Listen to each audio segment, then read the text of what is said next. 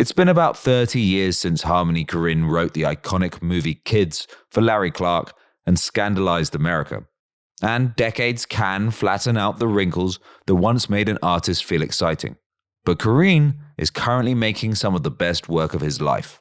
This year, Locarno Film Festival honored him with the Pardo d'Onore for a career that's produced 6 unique feature films, dozens of shorts, music videos, experimental work, and many documentaries. Hi, Harmony. Thanks for joining us today. So, as I understand it, you've just come back from the Grand Rex where you've been introducing Gummo. Does it feel weird to be showing a film like that at a fancy European festival? I don't know. I didn't even really think about it all that much. I mean, it's I guess it's good because I made it when I was a kid, so it's like I guess it's good. Yeah, it's almost like going back to high school. Yeah.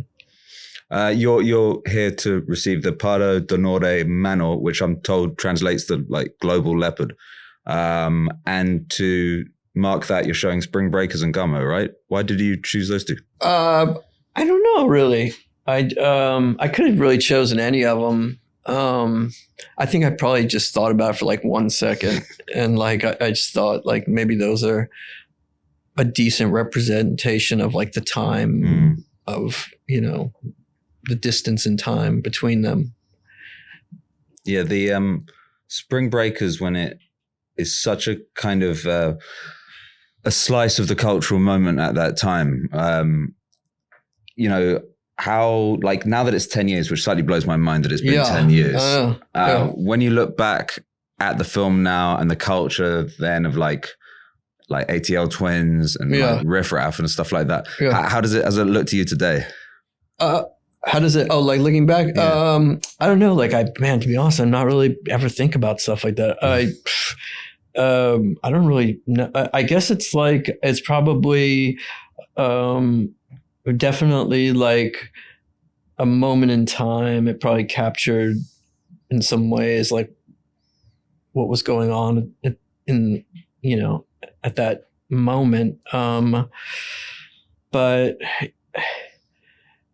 yeah, I don't know. I mean, I think it probably exists in that time, but I also tried to make it in a way that like it, you know, it's with that in a lot of ways, the structure of it, like the way it's edited, and I was kind of like trying to like explode the idea of time.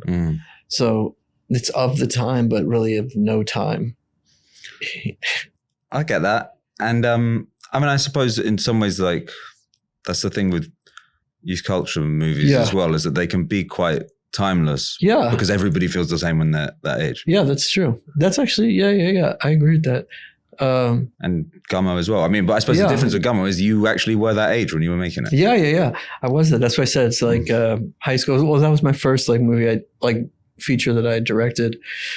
So, and then most of the people were my friends or people I had grown up with in neighborhoods that I grew up in and around, and casting people out of like Burger King parking lots and stuff. It was much different energy then. Do you still know any of those kids? Yeah.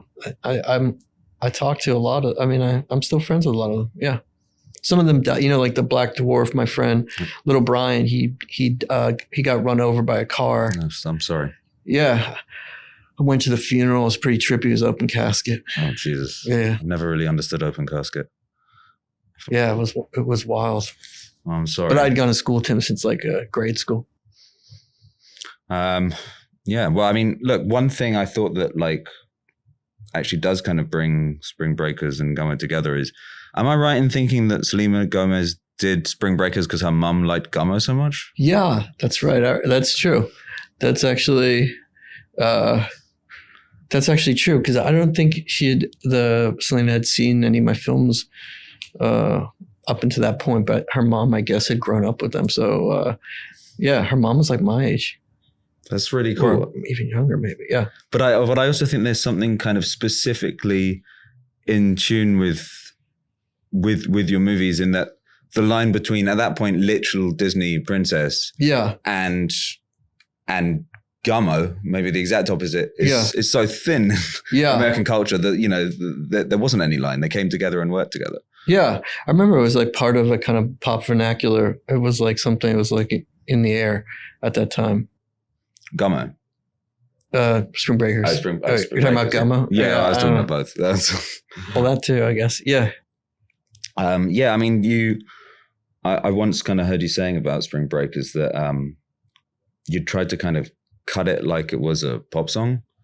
So I was trying to make the movie. Yeah, I was like listening. I was trying to make the movie itself like a pop song with like, you know, with hooks and choruses and you know, certain lyrics, but also like the repetition, the kind of, there was like a trance element to the film. So I was like electronic music or even like pop. It was a kind of like, I think that I'd always been working on trying to get to a place where the movies are a kind of sensory, you know, experience, where they work on you in a kind of sensory way. So music, I was thinking about music and specific rhythms more than film. That's why there's not really continuity or time, or it's a kind of, you know, things go repeat and the kind of looping. So what's a chorus in Spring Breakers? Just, you know, when people would, I think like there's certain phrases that they would say that they would repeat to Spring Break Forever. You know, there was kind of like these like hooks that we were playing with. Yeah.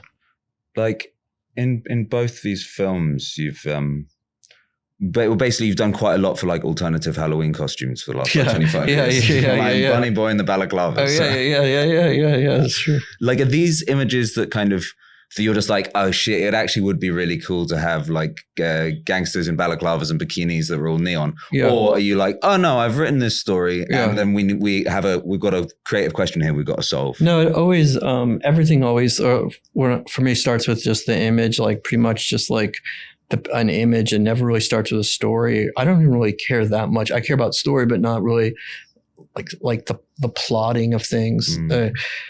Is kind of a distraction for me. So it's focused on like the imagery, the colors, like the power of the image, the movement, like the sound. So a lot of it will just start with something that's either like imagined or dreamt up, or kind of, you know, or saying I've seen it. I was like, oh, it's interesting, but what if it looked like this and that? And then that takes on like a larger, then I can be, oh, okay, this is a character. Where are they from? Blah, blah, blah. And then I kind of will create like a story around that. Do you think you'll keep on coming back to like youth culture as like a inspiration point as it goes on and the gap between your age and their age increases? I don't know. I mean, last film that we did, Beach Bum, was about like a middle-aged burnout. The film that's coming up is something completely different, but like, yeah, I don't know. It's like whatever feels electric in the, you know, in the culture, like whatever feels like it's popping. You just did something in Travis Scott, right? Yeah. How did that come about? Well, then there was the Circus Maximus thing that just came out. It was his live show. I did the Pompeii part. I don't know, that was really fast. Just shot it a couple of weeks ago, and I was in the theaters like 5 days later. And then I have this new film that's about to premiere in Venice called Aggro Drift that he's in. So that's really like the next phase of everything I've been working on, trying to get to for a while. Cool. Yeah. I mean, look, you mentioned Beach Bum. I think there's like, they're tonally pretty different movies, and obviously someone like McConaughey's character is very different from like Alien and Spring Breakers, but there is some kind of I think you used the phrase American mystic, some kind of cultural affinity between the two. Yeah. What's it about that type of pop culture, American mysticism that you like? I don't know. Like when I was a kid, like I was obsessed with movies like, you know, Smokey and the Bandit, or Every Which Way But Loose, or Over the Edge, Porky's, Police Academy. Like those films, like I'd always kind of like, they really like helped to create what I feel like was a kind of a lost America kind of, and like something you see less of maybe, but yeah, it was just part of what affected me when I was growing up. What is in that Lost America? What is it? It's more of like a feeling, honestly. Like, it's like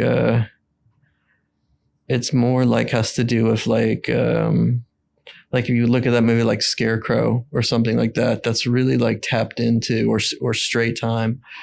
Those films are like really like tapped into something that's beyond a kind of simple like articulation. Okay. That kind of wildness to Straight Time is one of the most stressful movies. Yeah.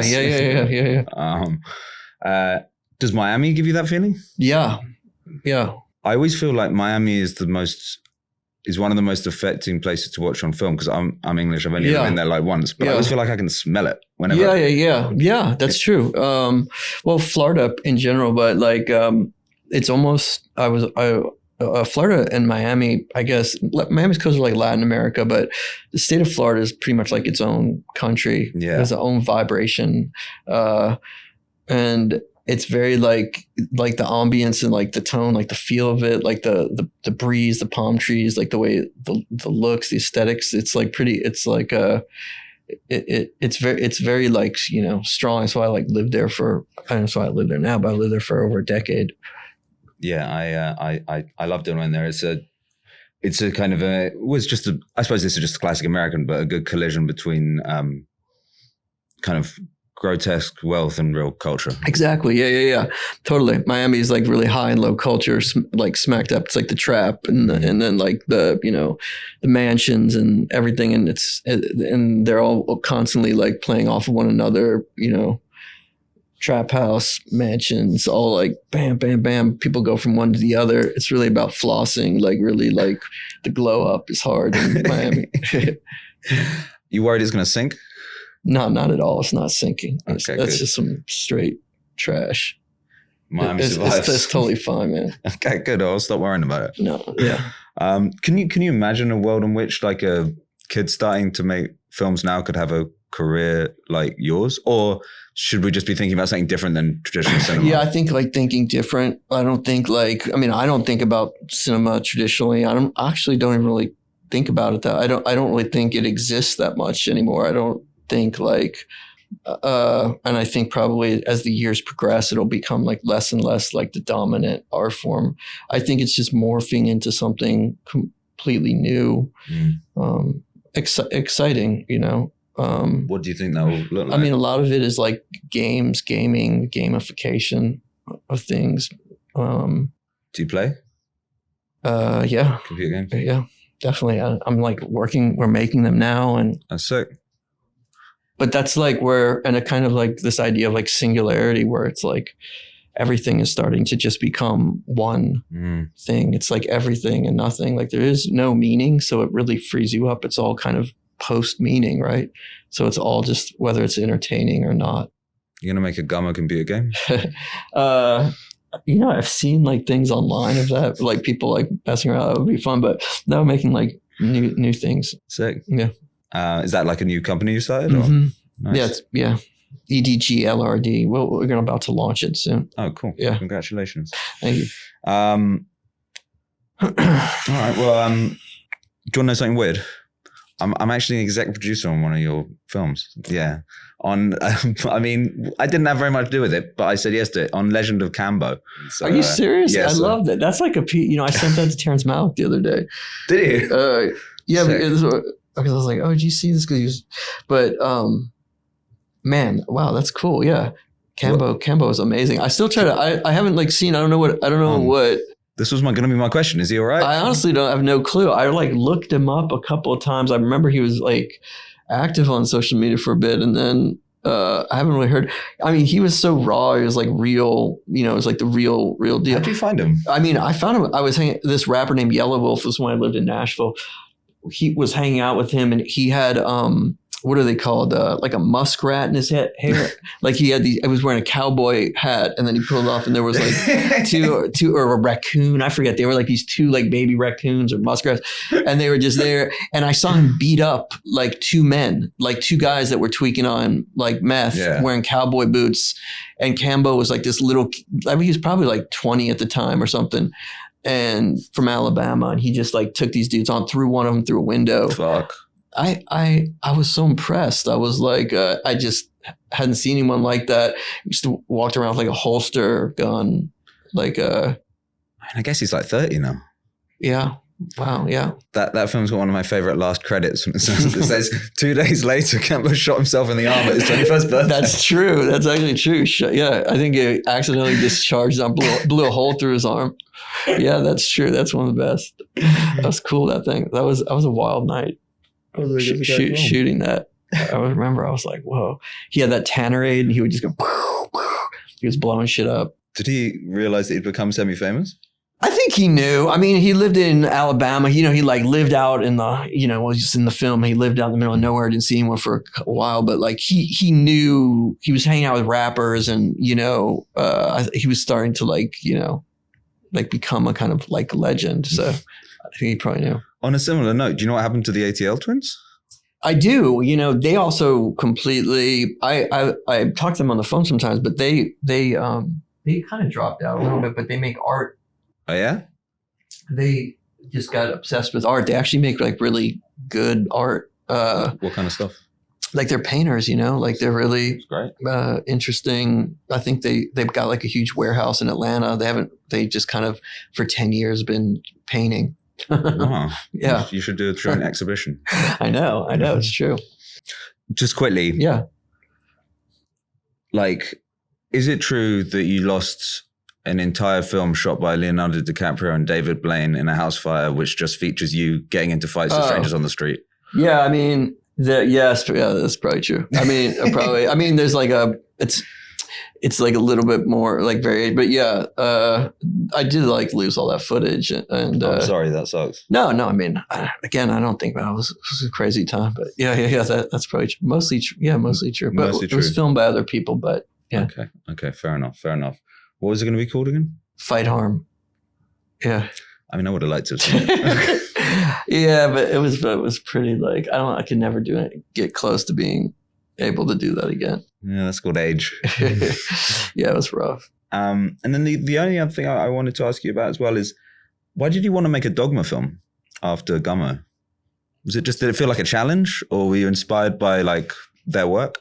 Yeah, I remember at that point, Lars had made The Idiots and Thomas had done The Celebration. And I think, I forget where I saw Thomas, or maybe I talked to him on the phone or something afterwards. And then he was explaining like, we're doing this dogma and vow of chastity. It seemed like at the time I was like, oh, it's interesting. Like I had liked the idea of the rules and like the vow of chastity and this kind of like, this like guideline. And it was kind of, I was trying to, it was like, I thought this could be fun to do. So, and I think it was like first one I'd done in America or something like that. Yeah. I think so. And The Idiots would actually be a good double bill with like Trash Humpers. Yeah. I mean, I loved that movie. That was really, I remember seeing it. Yeah. Or even like, it was a great movie. Great film. Cool. Well, look, thanks very much for joining us. Enjoy your time showing your movies. All right, my man. Have a good one. Cheers.